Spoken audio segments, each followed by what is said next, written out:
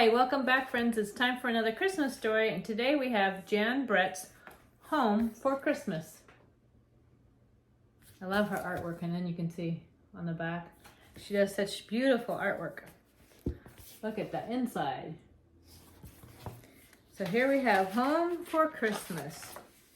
Rollo was a wild troll. A very wild troll, always racing off on his scruffy troll tail, bouncing around behind him. Troll tails will drop off one day, but only if a troll is kind, helpful, and does his chores. Rollo's little sister had lost hers long ago, but Rollo didn't care one bit. He did whatever he wanted.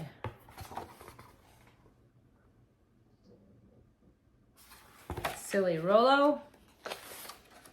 Rollo never made his bed for Mama Troll. He never chopped wood for Papa Troll.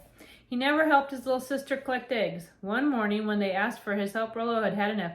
No, no, no! He whooped and grabbed his rucksack, leapt over their heads, and ran towards the mountains. Mama Troll looked at Papa Troll and shook her head. Chances of Rollo losing that tail are mighty slim, she said. And there he goes, off on his adventure. He's done. Goodness sakes, Rollo. Rollo walked along, getting hungry and tired. Where would he spend the night? He spied an owl's nest up in a tree. Hurrah! He shouted, "It's up the tree for me." He climbed up and snuggled down among the owlets as Mother Owl looked on. When the little birds opened their mouths wide, Rollo opened his too. "Yay, free food," he said. Sleepy full, he dozed off, tucked under Mother Owl's fluffy feathers. "No bed to make here," he mumbled. I don't think I'd want to eat what owls were eating. It's probably like mice or vermin or something like that. I'll pass. But this lazy life didn't last long. The owlets grew fast, and the nest got crowded. And they spent hours flapping their wings until one day came for the owlets to fly. Mother Owl glared at Rollo, but he didn't move, so she bumped him out of the nest. "Can't you see I don't have wings?" he screeched. She'd had enough. "Bye-bye, Rollo."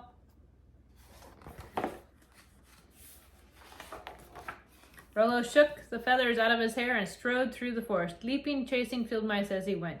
He hadn't gone far when he spotted a mother bear watching her two cubs roll around in roughhousing in the grass. Rollo dove in, cuffing the cubs and tickling their noses. Mother bear didn't care. She had 3 naughty creatures to watch over instead of 2. That night, Rollo followed the bears to their mossy cave and curled up asleep with the bear cubs, mumbling, "No wood to cut here."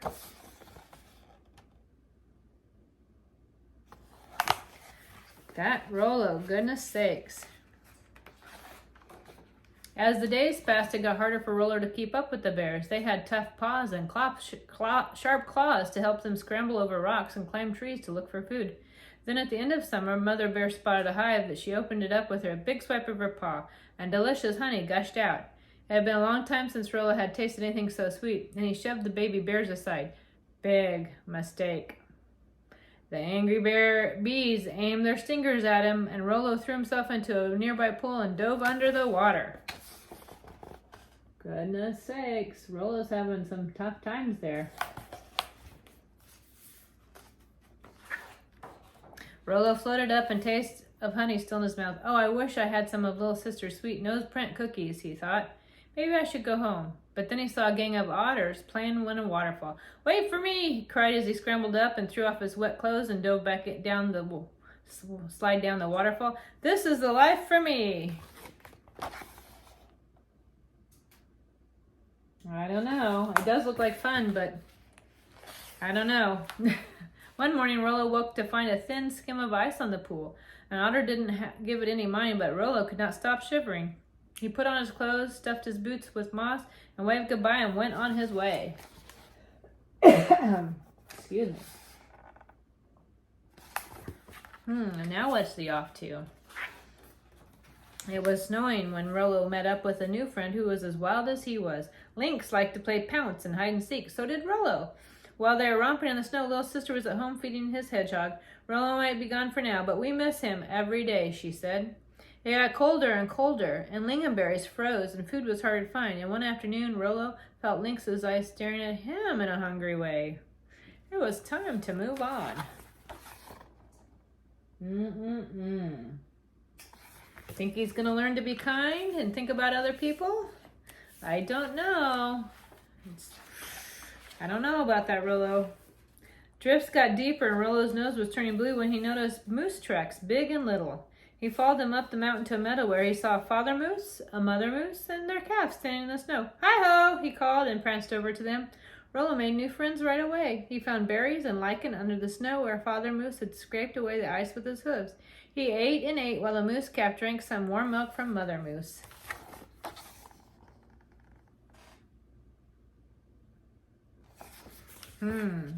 What are they going to do with Rollo? Rollo spent the night with the Moose family. The next morning he was so happy to be with them they jumped up expecting a great big hug from Mother Moose, just the way his mother hugged him at home. But Mother Moose was not used to a cold, pointy troll nose pushing into her soft, warm nose, and she tossed her head and galloped off, leaving Rollo spread in the snow. Yep, he should go back to his family where he belongs. That night, Rollo was riding along on Father Moose's antlers when the antlers began to sway. "Oh no!" Rollo shouted, holding on tight. "Winter is when a moose sheds their antlers," and he just found himself tumbling down and landing in a snowdrift. And he had brushed the snow out of his eyes when he smelled smoke from a wood fire. "That's coming from my house." He imagined the warm fire inside and good food and a soft bed, and most of all he remembered Mama and Papa's big hugs and little sister laughing at his jokes. And he began to sniffle and cry. Uh-oh, I think he misses them.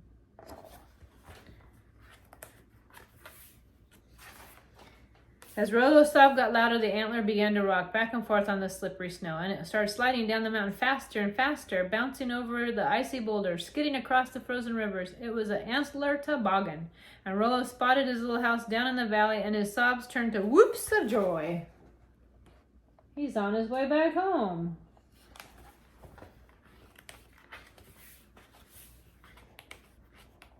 Pages are hard to turn. Rollo's family was on their way with their Christmas tree when they heard whoops echoing down the mountain, and they knew in an instant that Rollo had come home, and they rushed to meet him as fast as they could. Oh, it's Christmas time. There's his family. On Christmas Eve, the troll family gathered around to light the holiday candles. Mama, Papa, and little sister looked around proudly at the beds Rollo had made. Wood he had chopped, and the cookies little sister had baked with the eggs he had gathered. Papa Troll grinned at Rollo and leaned forward to light a candle. "You've lost something, Rollo," he said. Rollo just smiled. "I'm home for Christmas," he caroled. "The best Christmas ever," little sister sang, and the cat purred with his new toy. Well, looks like Rollo lost his tail, and he joined the rest of them. And it looks like the kitty was playing with his tail. Sounds kind of creepy. After the feast, the Troll's family sat by the fire, home for Christmas all together, singing and telling stories far into the night. Yep, they all look happy for Christmas. Well, I hope you get to have a happy and a joyful Christmas as well. And come back, because there's still more Christmas stories to hear. And I thank you for listening to this one with me today. I hope you have a wonderful day.